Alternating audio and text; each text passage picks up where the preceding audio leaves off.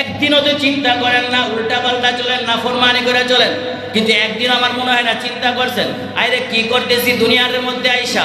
একদিনও নামাজ পড়ি না, একদিনও আল্লাহকে আল্লাহ আল্লাহ বলে ডাকতে পারি না, একদিনও টুপিটা মাথায় দিতে পারি না, একদিনও নবীর সুন্নাত পাঞ্জাবিটা পরে মসজিদে যাইতে পারি না। সপ্তাহ পর সপ্তাহ যায়, একদিনও মসজিদে আল্লাহর ঘরে গিয়া সেজদা দেওয়ার সুযোগ হয় না। হায় রে, কি করতেছি দুনিয়ার মধ্যে আইসা।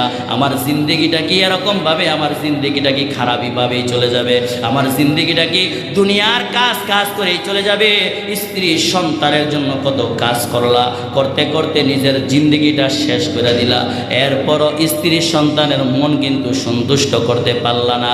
নিজের জিন্দেগির কোনো খবর নাই, আখেরাতের জিন্দেগির কোনো খবর নাই।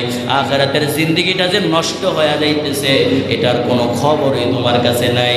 তুমি নামাজও পড়ো না, রোজাও রাখো না, তুমি একবারও আল্লাহ আল্লাহ বলে ডাকো না, মাথায় টুপিও পরো না, একবারও জামা পাঞ্জাবি পরো না, নবীর সুন্নাত পরো না, একবারও আল্লাহওয়ালাদের সাথে চলো না, মসজিদের ইমাম মুয়াজ্জিনের সাথে একবারও দেখা করো না, তাদের সাথে ভালো লোকদের সাথে চলাফেরা করো না।